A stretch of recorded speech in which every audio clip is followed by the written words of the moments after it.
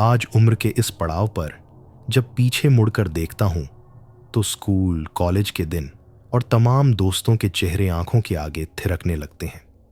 उन मस्ती भरी यादों में कुछ खट्टी, कुछ मीठी यादें शामिल होती हैं, जिन्हें याद करके होठों पर अपने आप मुस्कुराहट आ जाती है। पर उन यादों में कुछ पन्ने बेहद डरावने भी हैं, जिनकी याद आते ही आज भी मेरा शरीर ठंडा पसीना उगल देता है। चाहकर भी कभी डर के उस खौफनाक हादसे को भुला नहीं पाया, और वो हादसा आज भी कहीं अंदर छिपकर बैठा है। आज से 22 साल पहले जब मुझे आईआईटी का कंपटीशन क्रैक करके बहुत अच्छी रैंक के साथ एक अति सम्मानित इंजीनियरिंग कॉलेज में प्रवेश मिला, तो मैं फूला न समाया क्यों कि इस कॉलेज में एडमिशन लेना ही मेरा एकमात्र सपना था जो पूरा हो गया था। मुझे लगता कि जैसे मैंने बादलों का एक सुनहरा टुकड़ा अपनी मुट्ठी में पकड़ लिया है। सबने बहुत बधाइयां दी, अखबार में फोटो छपी और मुझे लगने लगा कि मैं कोई अति विशिष्ट व्यक्ति हूं। पर सच्चाई इससे कोसों दूर होती है, और उसका एहसास हमेशा भुगतने के बाद ही होता है। मेरे साथ भी ऐसा ही हुआ। पापा काउंसिल में मेरे साथ आए और काउंसलिंग के बाद मेरा हॉस्टल भी देखने गए। हॉस्टल बहुत अच्छा था और हर कमरे में 2 छात्रों के रहने की व्यवस्था थी। पर अभी रूम किसी को अलॉट नहीं हुआ था, सो पता नहीं चल पाया कि मुझे कौन सा रूम मिला है। हाँ, और मेरे साथ दूसरा कौन रहने वाला है। पापा ने कॉलेज का मेस देखा और ज़रूरत का सामान खरीद कर देने के बाद वापस चले गए। पापा को ट्रेन पर बैठाने के बाद मैं वापस हॉस्टल आ गया और बाकी साथियों के साथ एक बेंच पर बैठ गया। सामान भी अपने पास ही रख लिया और एक मैगजीन निकालकर पढ़ने लगा। तभी पास से सीनियर्स का एक ग्रुप गुजरा तो मुझे पढ़ते देखकर वे लोग हंसने लगे और उनमें से किसी ने कहा, "ये तो टॉपर लगता है भाई। देखो कितना दिल लगाकर नीतू सिंह को देख रहा है। अबे नजर लगाएगा क्या नीतू सिंह को? ऋषि कपूर उल्टा लटकाकर मारेगा साले।" मुझे बहुत बुरा लगा और मैं तिलमिलाकर खड़ा हो गया और बोला, "ये क्या बदतमीजी है और ये कौन सी लैंग्वेज है बात करने के लिए?" मैं गुस्से में बोला तो एक गोरा चिट्ठा स्मार्ट सा लड़का आगे आकर बोला, "बदतमीजी तो अभी कहाँ दिखाई है मेरे लाल। अभी तो तूने सिर्फ किताब का टाइटल देखा है। किताब कहाँ देखी है?" तभी कुछ लड़के आ गए और एक ने मेरे कान में फुसफुसाकर कहा, "ये सीनियर्स हैं, इनके मुंह मत लग वरना रैगिंग में परेशान कर डालेंगे ये लोग। चल सॉरी बोल और मामला खत्म कर।" पर मैंने सॉरी नहीं बोला।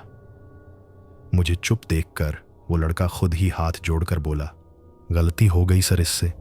आप लोग ही तो इस परदेश में हमारे माई बाप हों। ये आज ही आया है इसलिए पहचान नहीं पाया।"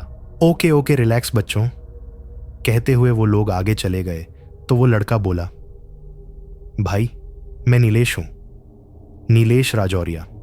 मैं काउंसलिंग के लिए परसों ही आ गया था और अब तक यहाँ के तौर तरीके ही जानने में लगा हूं।" मैंने भी हाथ आगे बढ़ाते हुए कहा, "मैं संजय रस्तोगी इलाहाबाद से आया हूं," और नीलेश से गले मिला। यहीं से मेरी नीलेश के साथ दोस्ती की शुरुआत हुई, जो अभी तक कायम है। हमें कमरे अलॉट होने लगे थे, पर हर किसी की मांग को इग्नोर किया जा रहा था। खैर, मुझे हॉस्टल के तीसरे माले पर 13 नंबर रूम मिला और नीलेश को उसी माले पर 4 नंबर रूम मिला। हम अपना सामान लेकर अपने अपने कमरों में आ गए। अभी मेरे साथ दूसरा कौन रहने वाला है ये पता नहीं चल पाया था। मैं अपना सामान जमाने लगा। खाने पीने का टाइम फिक्स था और रात के खाने का टाइम हो गया था, सो मैं नीलेश के रूम में चला गया और हम दोनों खाना खाने मेस में चले गए। खाना अच्छा बना था और मुझे भूख भी लगी थी, सो मैंने भर पेट खाना खाया और अपने कमरे में सोने चला गया। थोड़ी देर में ही मुझे गहरी नींद आ गई, पर रात के 2 बजे कमरे में आती अजीब सी आवाज़ से मेरी नींद टूट गई और मैं उठ बैठा। हॉस्टल के पीछे ही रेलवे लाइन थी और उसी समय एक ट्रेन धड़धड़ाती हुई निकल रही थी और उसकी आवाज़ और सीटी ने रही सही कसर पूरी कर दी। ट्रेन निकल जाने के बाद मुझे फिर से आवाज़ें सुनाई देने लगीं, जैसे कोई सिसक सिसक कर रो रहा हो और धीरे धीरे कुछ बड़बड़ा भी रहा हो। ये आवाज़ किसी महिला की है या पुरुष की, ये मैं बहुत कोशिश करने के बाद भी न जान सका। उसी समय लाइट चली गई और पंखा भी बंद हो गया।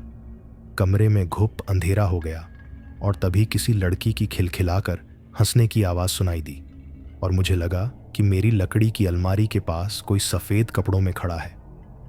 मैंने बड़ी हिम्मत करके खुद पर काबू पाते हुए पूछा, कौन है? बदले में फिर वही खिलखिलाती हुई हंसी सुनाई दी और किसी के दौड़कर बाहर निकल जाने का भी आभास हुआ। पर दरवाज़ा खुलने की आवाज़ न आई तो मैं इसे अपना भ्रम समझकर लेट गया और सोने की कोशिश करने लगा। थोड़ी देर बाद ही मुझे बाथरूम में नलके से पानी गिरने की आवाज़ आई। लाइट अभी तक ना आई थी पर नल बंद करना ज़रूरी था, सो मैं मोबाइल की रोशनी में बाथरूम तक पहुंचा तो देखा वॉश बेसिन का नल खुला था और उसी से पानी गिर रहा था। मैंने नल बंद किया और आकर बिस्तर पर बैठ गया। करीब 5 मिनट बाद फिर से पानी गिरने की आवाज़ आने लगी तो मैं फिर खींचता हुआ उठा और नल बंद करने बाथरूम में पहुंचा तो मेरे डर के मारे रोंगटे खड़े हो गए। इस बार वॉश बेसिन के नलके से पानी नहीं, खून गिर रहा था और पूरा वॉश बेसिन खून से भरा था। मैं डर के मारे कांपने लगा और मेरे मुंह से एक शब्द न निकल सका। अचानक नलका अपने आप बंद हो गया और वॉश बेसिन में भरा खून भी बह गया। मैं आकर निढाल सा बिस्तर पर गिर पड़ा और लंबी लंबी सांसें लेने लगा। तभी फिर किसी की सिसकियों की आवाज़ आने लगी। डर की वजह से मुझे लगा कि मेरा सारा बदन सुन्न पड़ गया है और बोलने की शक्ति भी चली गई है। अचानक लाइट आ गई और पंखा चलने लगा। मैं बल्ब जलाने के लिए बिजली का स्विच ऑन करने उठने ही वाला था कि चलते हुए पंखे से कुछ भरभरा कर मुझ पर गिरा। मैं डर से चीख पड़ा और तभी मुझे फिर से खिलखिलाकर हंसने की आवाज़ सुनाई देने लगी। मैं जहां था वहीं नर्वस सा होकर बैठ गया और मैंने मोबाइल की रोशनी में देखा कि मुझ पर पंखे से कुछ अजीब सी चीज़ें गिरी थीं, जिनमें कबूतर के पंख, दीवार के उखड़े हुए प्लास्टर के टुकड़े, कुछ छोटे छोटे पत्थर और मरे हुए 3 चमगादड़ थे। मैं उछलकर खड़ा हो गया और दौड़कर लाइट जलाई तो देखा मेरा पूरा बिस्तर इन्हीं चीज़ों से भरा था। मैंने चादर खींचकर सारा कचरा नीचे गिराया और बल्ब जलता हुआ छोड़कर बैठ गया। तभी बाहर से किसी ने दरवाज़ा खटखटाया पर मुझ में हिम्मत न थी दरवाज़ा खोलने की, सो मैं बैठा रहा। तभी बाथरूम का फ्लश चलने की आवाज़ आई और उसके 2 मिनट के बाद ही मेरे बेड के पास रखी हुई कुर्सी चरमराई। मैंने साफ महसूस किया कि कोई उस कुर्सी पर बैठा है। मैं डर के मारे थर थर कांपने लगा और घिघियाते हुए बड़ी मुश्किल से बोला, कौन है? मुझे क्यों परेशान कर रहे हो? कौन हो तुम? मुझसे क्या ताल्लुक है तुम्हारा? मेरी आवाज में हकलाहट थी और गले में जैसे कांटे चुभ रहे थे। मुझे फिर वही जानलेवा हंसी सुनाई दी जो चंद मिनटों बाद ही रुदन में बदल गई। मेरा नाम संगीता है। एक खनकती हुई आवाज मेरे कानों से टकराई तो मैं बोल उठा, तुम मुझे क्यों परेशान करके डरा रही हो बहन? पर जवाब में वो बड़ी डरावनी आवाज में चीख उठी, खबरदार, खामोश हो जाओ। अब एक बार भी तुमने मुझे बहन कहा तो मैं अभी इसी वक्त तुम्हें मार डालूंगी। मैंने हाथ जोड़ते हुए कहा, ठीक है, मैं तुम्हें नहीं कहूंगा बहन, पर मैं बहुत डर हुआ हूं, मुझे और मत डराओ। प्लीज संगीता, तुम चली जाओ, मुझ पर रहम करो। बदले में वो फिर से वहीं हड्डियों को खंपा देने वाली हंसी हंस पड़ी। चीख कर बोली, मैं यहां से नहीं जाऊंगी, ये मेरा कमरा है, मैं पिछले 13 सालों से यहां रह रही हूं और यहीं रहूंगी। इसी कमरे में मैं उन चारों दरिंदों के आगे रोती रही, गिड़गिड़ाती रही, पर किसी ने मेरी एक न सुनी। उन चारों में तुम्हारा बड़ा भाई विजय भी था। मैं और विजय एक ही शहर इलाहाबाद के रहने वाले थे। मैं विजय को भाई मानती थी और विजय भैया कहकर बुलाती थी, पर वो भाई के नाम पर कलंक निकला। अब तुम्हें अपनी जान देकर उस कलंक को मिटाना होगा। तुम इस कमरे से जिंदा बचकर नहीं जा सकते संजय, पर मेरे बड़े भाई विजय की तो मृत्यु हो चुकी है। वो फिर बड़ी कर्कशता से हंसते हुए बोली, मैंने ही मारा है उस अधर्मी को जो मुंह से बहन कहता था, पर उसके दिल में मेरे लिए सिर्फ वासना थी। उस समय ये गर्ल्स हॉस्टल हुआ करता था और मुझे यही कमरा मिला था। मेरी रूममेट मधुलिका अपने घर गई हुई थी। ये बात मैंने ही विजय को बताई थी। उस रात मूसलाधार पानी बरस रहा था। मैं खाना खाकर सो चुकी थी। अचानक विजय का फोन आया और उसने फ़ोन पर पूछा कि क्या मेरे पास बुखार की कोई दवा है। मैंने घबरा कर पूछा, भैया क्या आपको बुखार हो गया है? तो उस पापी ने कहा, हाँ, मुझे बहुत तेज़ बुखार है और मैं दवा लेने तुम्हारे पास आ रहा हूं, तुम दवा निकाल कर रखो। वो नीच अपने 3 दोस्तों को लेकर और चौकीदार को चकमा देकर गर्ल्स हॉस्टल में घुस आया और सीधा इस कमरे में आ गया। मुझे उसकी नीयत पर कभी शक न हुआ था। मैं उसे अपने सगे भाई से ज्यादा मान देती थी।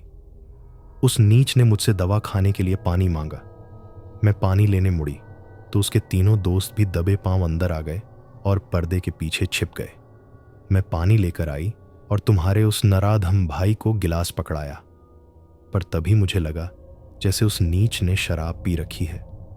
मैंने उससे पूछना चाहा कि क्या उसने शराब पी है, पर मैं पूछ न सकी क्योंकि किसी ने क्लोरोफार्म में डूबे रुमाल से मेरी नाक और मुंह दबा दिया था।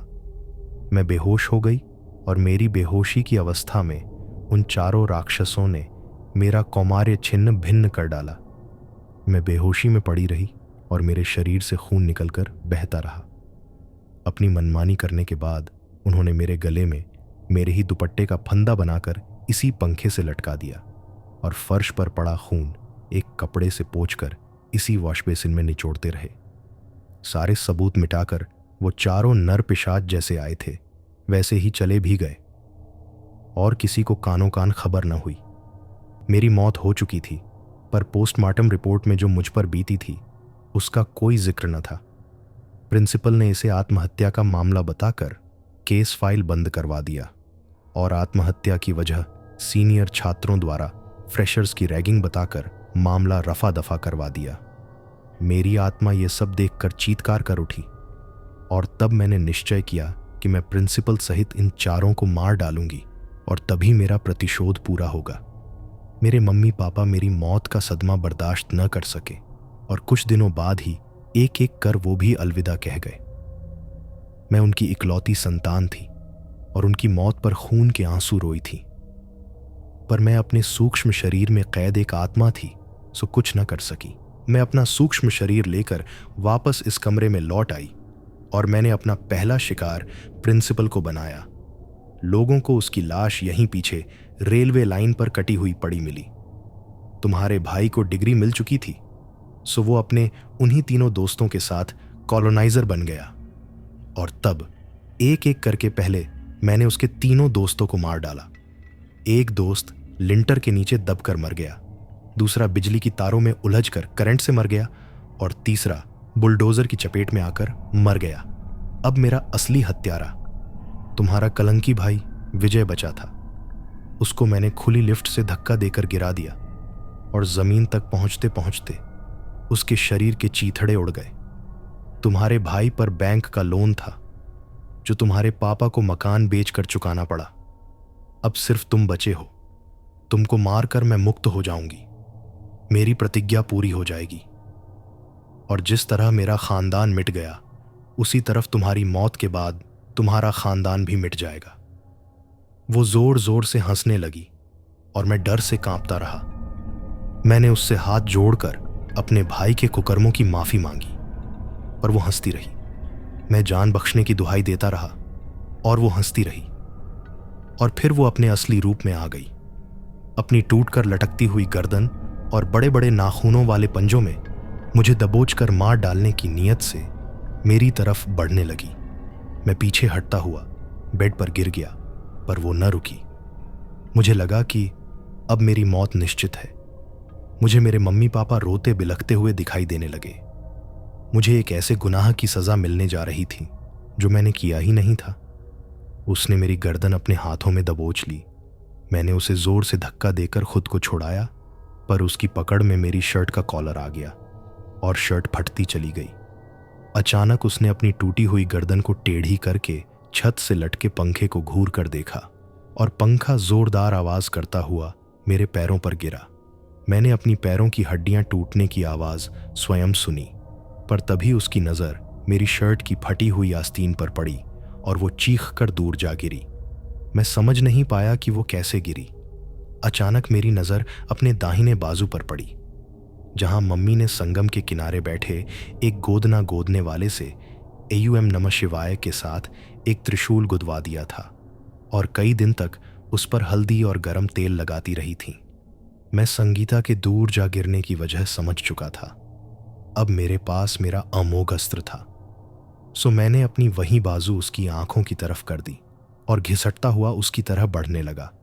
वो चीखती रही और कमरे में इधर उधर नजर दौड़ाती रही, पर मैं उसके पास पहुंच चुका था।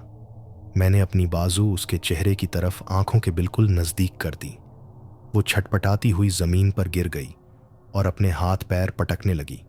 मैंने फिर यही क्रिया दोहराई तो वो भयानक आवाज निकालकर और जोर से छटपटाने लगी और फिर उसकी काया काले सुरमई धुएं में तब्दील होकर खिड़की से बाहर निकल गई।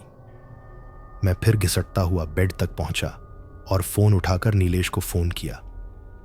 मैंने उसे बताया कि छत से लटका हुआ पंखा मेरे पैरों पर गिर पड़ा है और पैरों की हड्डियां टूट गई हैं। थोड़ी देर में वो सबको खबर करता हुआ आया और बड़ी मुश्किल से दरवाजे की कुंडी तोड़कर अंदर घुसा। मुझे हॉस्पिटल पहुंचाया गया, जहां मैं 3 महीने तक एडमिट रहा। ठीक होने के बाद मैंने पूरी घटना नीलेश को सुनाई तो वो अचंभित रह गया। अब सिर्फ हम दोनों को ही ये पूरी कहानी पता थी। पढ़ाई पूरी करके हम दोनों अपनी नौकरियों के चलते अलग अलग शहरों में चले गए, पर आज भी जब फोन पर बात होती है तो उस घटना का जिक्र जरूर होता है। तो यहां खत्म होती है आज की पहली कहानी। चलिए सुनते हैं आज की दूसरी कहानी। मैं पेशे से एक छोटा मोटा पत्रकार, रोज ऑफिस में डांट खाकर दिन गुजारने वाला, कि कभी ढंग की न्यूज नहीं लाता। पर कौन समझाए कि बड़ी न्यूज भी हम जैसों के माध्यम जाए तो छोटी बन जाती है। पर बड़े पत्रकार अगर माचिस की तीली की भी न्यूज लाए तो हेडलाइन पर आती है। मैंने सोचा अब ऐसे काम नहीं चलेगा। थोड़ा सेंसेशनल, थोड़ा क्रिमिनल और थोड़ी समझदारी को ब्लेंड किया जाए, तभी काम बनेगा। बचपन से ही खोजी प्रवृत्ति का होने के बावजूद पता नहीं कैसे मैं अपनी इस खूबी को भूला रहा। मैंने किताबें पढ़नी शुरू की और मेरी नज़र छत्तीसगढ़ पर जाकर टिक गई। दूसरे नंबर पर कलकत्ता था, किंतु छत्तीसगढ़ में मुझे ज्यादा संभावनाएं नजर आईं। ये तब की बात है जब छत्तीसगढ़ और मध्य प्रदेश का विभाजन नहीं हुआ था। छत्तीसगढ़ के लोग अंधविश्वास और टोना टोटका के साथ भूत प्रेतों पर बहुत विश्वास करते थे और बीमार होने पर भी डॉक्टर के पास न जाकर झाड़ फूंक करने वालों के पास जाते थे। झाड़ फूंक करने वालों को स्थानीय भाषा में बैगा बुलाया जाता था। काफी पिछड़ा इलाका हुआ करता था छत्तीसगढ़, और जिस तरह की न्यूज़ की तलाश मुझे थी उसके मिलने की काफी संभावना वहां थी। मुझे पता चला कि मेरा एक दोस्त हाइडल डिपार्टमेंट में जूनियर इंजीनियर था और छत्तीसगढ़ में कार्यरत था, सो मैंने वहां जाने का मन बनाया। मेरा दोस्त सुधीर वहीं का रहने वाला था और छत्तीसगढ़ कोटे से ही उसे नौकरी मिल गई थी। जिला छत्तीसगढ़ के दंतेवाड़ा जंगल इतने सघन हैं कि सूरज की रोशनी की एक किरण भी उन घने पेड़ों को बेधकर नीचे धरती तक नहीं पहुंच पाती। सुधीर का तबादला दंतेवाड़ा में ही हो गया था। मैंने सुधीर को फोन किया और बताया कि मैं 4 दिनों के लिए दंतेवाड़ा आ रहा हूं और आज ही रात को निकलूंगा। सुधीर बहुत खुश हुआ।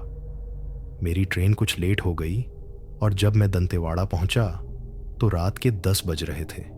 मैंने बाहर निकलकर नजर दौड़ाई, पर कोई रिक्शा या ऑटो नजर ना आया, तो मैंने एक कुली से पूछा किसी सवारी के लिए।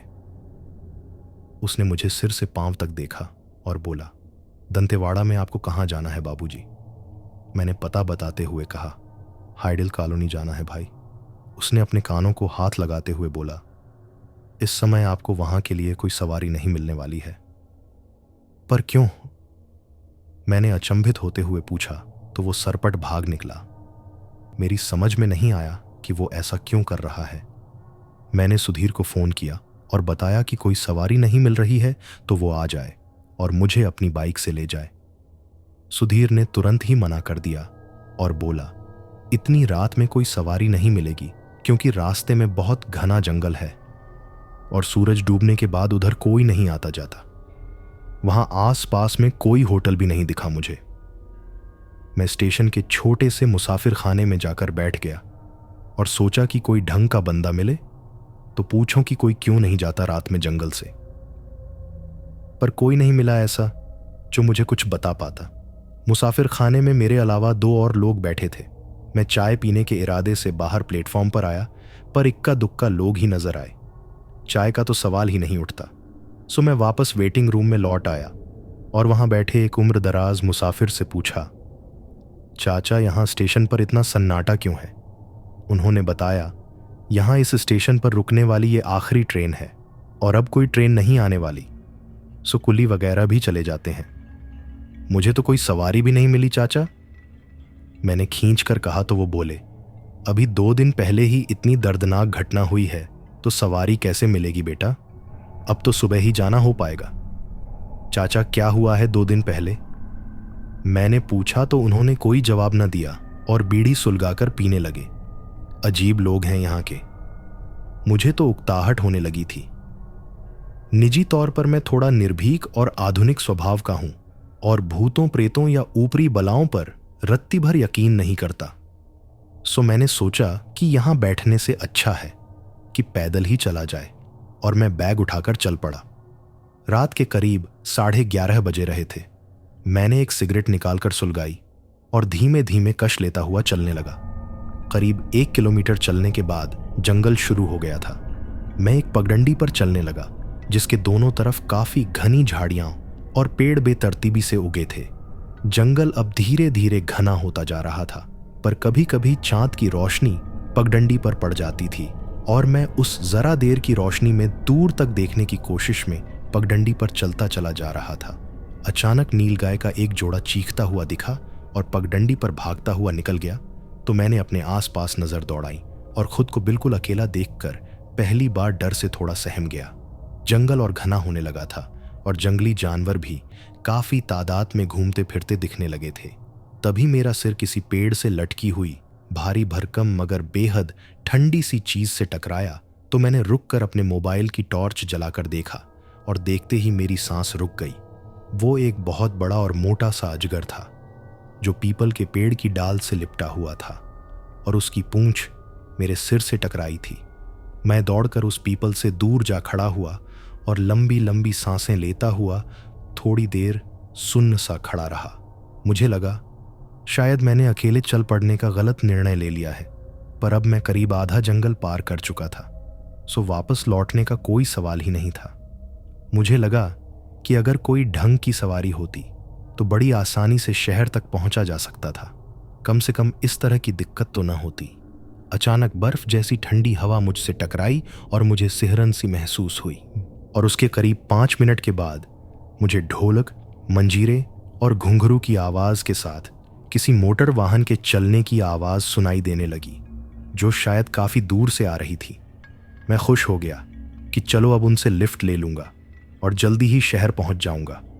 जंगल की पगडंडियां अब घुमावदार हो गई थीं और करीब हर 4 फरलांग के बाद किसी न किसी तरफ मुड़ जाती थी।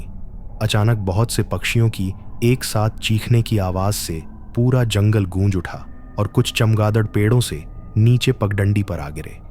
आगे का रास्ता और भी मुश्किलों से घिरा होगा, यह अनुमान लगते ही मैं डरने लगा। मुझे बड़ी बेसब्री से पीछे आते हुए मोटर वाहन की प्रतीक्षा थी, पर शायद घुमावदार पगडंडियों और जंगली जानवरों की वजह से देर लग रही होगी, ऐसा मैंने सोचा। मैं पगडंडी के एक तरफ पड़े पत्थर पर बैठकर सुस्ताने लगा और बैग से पानी की बोतल निकालकर पानी पीने ही वाला था कि एक मोटा सा बंदर मेरे ऊपर कूद पड़ा।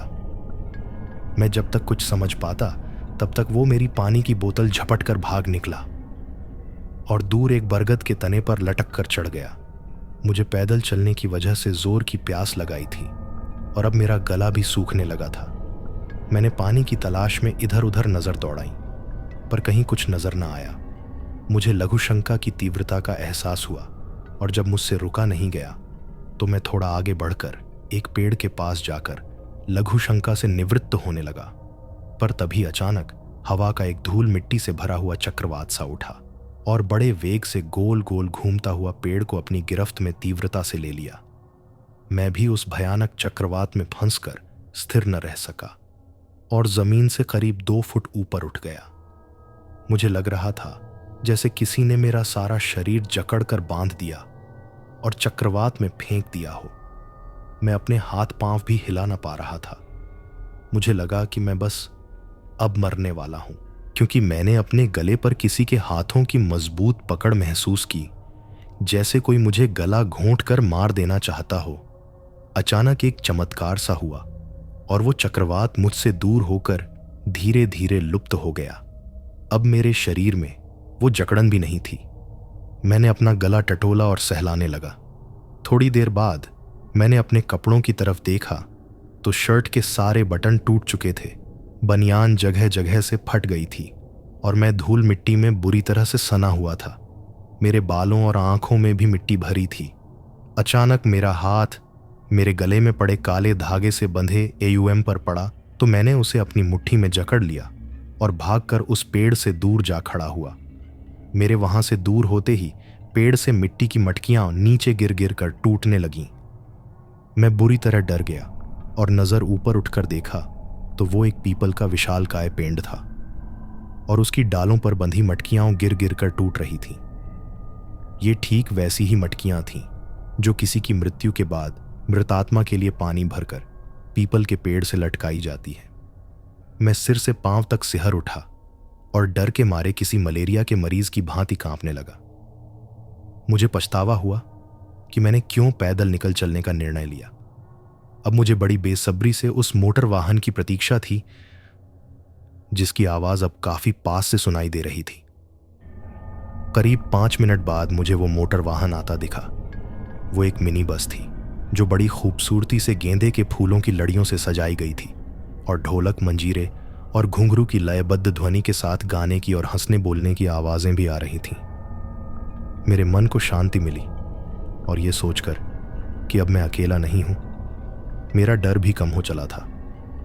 मैंने मिनी बस की सजावट देखकर अनुमान लगाया कि ये कोई बारात है जो या तो विवाह करवाने जा रही है या विवाह के बाद बहू लेकर लौट रही है। दोनों ही परिस्थितियों में मुझे लिफ्ट मिल जाने का भरोसा हो गया था और अब मैं थोड़ा निश्चिंत भी हो गया था। पर बीच बीच में उल्लुओं और चमगादड़ों की चीखती आवाजों के गूंजने से मेरा दिल डर के मारे कांप जाता था। मैंने मिनी बस की दिशा में देखा पर वो शायद घुमावदार रास्ते में कहीं मुड़ गई होगी, सो दिखाई नहीं दी। थोड़ी देर बाद मिनी बस फिर दिखी और फिर किसी मोड़ पर लुप्त हो गई। बहरहाल मैंने सोचा कि एक ही रास्ता होने की वजह से देर सवेर वो इधर ही आएगी, सो निश्चिंत होकर एक पत्थर पर बैठ गया। करीब 10 मिनट के बाद वो मिनी बस फिर से रास्ते पर दिखी और इस बार वो मुझसे काफी नजदीक थी। मिनी बस के अंदर की लाइट्स भी जल रही थी, सो मैंने देखा अंदर एक नवविवाहित जोड़ा बैठा था और बारातियों में स्त्री पुरुषों के साथ बच्चे भी बैठे थे। ढोलक, मजीरे और घुंघरू की थाप पर गीत गाए जा रहे थे और बड़े हर्षोल्लास का माहौल था। उनको देखते ही मेरा सारा डर काफूर हो गया और मैं उठकर रास्ते के बीचों बीच अपने दोनों हाथ फैलाकर खड़ा हो गया। मिनी बस की हेडलाइट में मैं उन लोगों को साफ नजर आ रहा था। उन लोगों ने भी मुझे देख लिया था शायद, और फिर मंथर गति से चलती हुई मिनी बस मेरे पास आकर रुक गई। अंदर गाने बजाने की आवाजें भी रुक गई थीं। तभी बस का दरवाजा खुला और एक रौबदार पुरुष ने मुस्कुराते हुए मुझे देखा। उस पुरुष ने सर पर लाल रंग की छींटदार पगड़ी पहनी थी और सिल्क की धोती कुर्ते में उनकी रौबदार मूंछें बहुत अच्छा प्रभाव डाल रही थी। मैंने बस के अंदर नजर दौड़ाई तो महिलाएं भी जेवर गहनों से लदी हुई सुंदर कपड़ों में सुसज्जित थीं। सभी लोग बहुत कुलीन लग रहे थे। उस अधेड़ से दिखने वाले रौबदार पुरुष ने बड़ी नरमी से कहा, मैं ठाकुर बलवंत सिंह हूं, बेटे की शादी करा के बहू लेकर लौट रहा हूं। आपको इस रास्ते में कोई सवारी न मिलेगी, सो आप हमारे साथ आ जाएं। हम आपको आपकी मंजिल तक पहुंचा देंगे।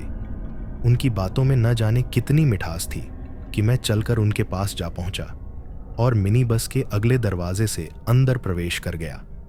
अंदर पहुंचकर सबको नमस्ते करता हुआ एक खाली सीट पर बैठ गया। मेरे बैठते ही बस चल पड़ी। गाना बजाना और चुहलबाजियां फिर से शुरू हो गई। मुझे आगे के रास्ते का कोई ज्ञान नहीं था, सो चुपचाप बैठा रहा और उनके गीत सुनता रहा। मिनी बस घुमावदार रास्तों से होती हुई गुजर रही थी। मैं पैदल चल चलकर बुरी तरह थक चुका था, सो आंखें बंद करके थोड़ा आराम करने लगा। अचानक बर्फीली हवाओं से मेरी आंख खुल गई। मेरे कपड़े पहले ही फट चुके थे और मुझे लग रहा था कि ये बर्फीली हवाएं मेरी हड्डियों को छेदती हुई आर पार निकल जाएगी। तभी एक घुमावदार मोड़ फिर आ गया। मिनी बस उस रास्ते पर मुड़कर चलने लगी। मैंने यूं ही एक उचटती हुई नजर बस में बैठे हुए बारातियों पर डाली तो मुझे कुछ अटपटी सी फीलिंग हुई। मुझे लगा कि सब मुझे ही घूर कर देख रहे हैं और उनकी पलकें भी नहीं झपक रही हैं। तभी उस अधेड़ से रौबदार सज्जन ने एक टोकरी खोली और उसमें से 2 लड्डू निकलकर मुझे खाने के लिए दिए। मेरी एक मुट्ठी में मेरे गले में बंधा AUM था जिसे मैंने पेट की जेब में रख लिया और दोनों हाथों में एक एक लड्डू ले लिए। खाओ बेटा, उन सज्जन ने बड़ी मधुर आवाज में कहा। तभी मैंने देखा मिनी बस एक बावड़ी के पास खड़ी है और उस बावड़ी पर लकड़ी का एक टूटा हुआ पुल भी है। मैं बड़े असमंजस में था कि इस टूटे हुए पुल पर चलकर मिनी बस कैसे जाएगी। परेशान होकर मैंने अपनी गर्दन घुमाकर बारातियों को देखा और मैं भय से चीख पड़ा। पूरी बस में जीवित नरकंकाल बैठे थे। बस की ड्राइविंग सीट पर भी नरकंकाल बैठा था। अचानक मेरे हाथों की उंगलियों में कुछ चिपचिपाहट सी लगी। मैंने घबराकर मुट्ठी खोल दी और देखा कि मैंने अपनी मुट्ठियों में 2 मानव दिल पकड़ रखे हैं। उन दिलों से खून टपक कर मेरी पैंट पर गिर रहा है। मेरे मुंह से आवाज न निकल पा रही थी। आंखें भय से फटी जा रही थीं और कंठ सूख रहा था। मैंने बावड़ी की तरफ देखा तो डर के मारे कांपने लगा। उस बावड़ी में मुझे चारों तरफ सिर्फ हाथ ही हाथ नजर आ रहे थे, जैसे कुछ लोग डूब रहे हों और उनको सहायता की जरूरत हो। तभी ड्राइविंग सीट पर बैठे नरकंकाल ने मिनी बस टूटे हुए लकड़ी के पुल पर मोड़ दी और मिनी बस की रफ्तार भी बढ़ा दी। अचानक पुल का बाकी हिस्सा भी जोरदार आवाज साथ टूट गया और मिनी बस बावड़ी में समा गई। मैंने अर्धचेतन अवस्था में देखा कि पूरी बावड़ी में पानी की जगह खून भरा था और फिर मैं अचेत हो गया। मुझे नहीं पता कि मैं कितनी देर उस अचेतन अवस्था में उस खूनी बावड़ी में पड़ा रहा। सुबह किसी चरवाहे ने मुझे मरा हुआ जानकर पास के गांव में जाकर बताया और गांव वालों ने मुझे बाहर खींचकर निकाला। बड़ी मुश्किल से मुझे होश आया और होश में आते ही मैं दर्द से कराह उठा। उस खूनी बावड़ी के जल जंतुओं ने जगह जगह से मेरे शरीर का मांस खा डाला था और कहीं कहीं से तो हड्डियां भी दिख रही थीं। वो लोग मुझे चारपाई पर डालकर अपने गांव ले गए और कोई लेप लगाकर पट्टियां बांध दी। मैं मरणासन्न अवस्था में दिन भर पड़ा रहा। मेरा मोबाइल भी मेरे पास नहीं था और गांव वाले झुंड बना बनाकर मुझे देखने आ रहे थे। धीरे धीरे ये बात आसपास के रिहायशी इलाकों में फैल गई। शाम को सुधीर ने भी अफवाह सुनी कि खूनी बावड़ी ने एक और जान ले ली है, तो वो भागा हुआ आया और मुश्किल से मुझे पहचान पाया। उसने बताया कि वो दिन भर फोन करता रहा पर कोई घंटी न जाने से परेशान था। किसी तरह एक ट्रैक्टर की ट्राली में मुझे डालकर गांव वालों ने सुधीर के घर पहुंचाया। सुधीर ने ही मेरे घर फोन करके मेरी मां को बताया कि मेरा मोबाइल कहीं गिर गया है और मुझे रास्ते की थकान से बुखार हो आया है। दवा खाकर सो गया हूं। धीरे धीरे मेरी तबीयत में सुधार हुआ और मैं चलने फिरने लायक हो गया। तो सुधीर ने मुझे उस खूनी बावड़ी के बारे में बताया कि 16 साल पहले पास के गांव के जमींदार के बेटे का विवाह इसी कॉलोनी के पास वाले गांव जमींदार की बेटी से हुआ। पर वो लड़की एक दूसरे लड़के से प्यार करती थी। लड़का नीची जाति का था, सो विवाह का प्रश्न ही नहीं उठता था। वो लड़का जमींदार के सामने रोया, गिड़गिड़ाया, पर जमींदार ने उसे कोड़ों से पिटवाया और उसके पिता को हाथ पांव बांधकर और मुंह में कपड़ा ठूंसकर रात के अंधेरे में उसी घने जंगल में फेंकवा दिया। फलस्वरूप जंगली जानवरों ने उसके बाप को मार डाला और उसका काफी मांस भी खा गए। सुबह उसकी पहचान उसके कपड़ों से हुई और लड़के ने किसी तरह बाप को लाकर उसका क्रियाकर्म किया। उसके बाद उस लड़के ने गांव छोड़ दिया और दंतेवाड़ा के बीहड़ों में चला गया। जमींदार ने बेटी की शादी तय की और बारात आई। विवाह भी संपन्न हो गया। विवाह वाले दिन ही बारात आने के बाद उस लड़के ने बावड़ी के ऊपर बना लकड़ी का पुल बीच में से काट डाला। बारात बहू को लेकर एक मिनी बस में रवाना हुई, पर रात के अंधेरे में वो लोग कटा हुआ पुल न देख सके और पूरी मिनी बस ने उसी बावड़ी में जल समाधि ले ली। कोई भी नहीं बचा। लड़के ने सब कुछ देखा और अपने बाप का बदला ले लेने का संतोष महसूस किया। फिर अपने पैरों में पत्थर बांधकर खुद भी उसी बावड़ी में डूबकर मर गया। तब से वो बावड़ी खूनी बावड़ी के नाम से मशहूर हो गई। आज 16 साल बाद भी वो मिनी बस जंगल में ऐसे ही सजी सजाई घूमती है और रात के अंधेरे में अगर कोई राहगीर मिल जाता है तो इसी तरह खूनी बावड़ियों में डूबकर मर जाता है। खूनी बावड़ी अब शापित हो चुकी है और वहां से कोई भी जिंदा नहीं लौटता। सुधीर ने अचरज से कहा कि पता नहीं कैसे तुम बच गए। वहां से तो पालतू गाय और बकरी भी जिंदा बचकर नहीं लौटे आज तक। मेरा हाथ मेरी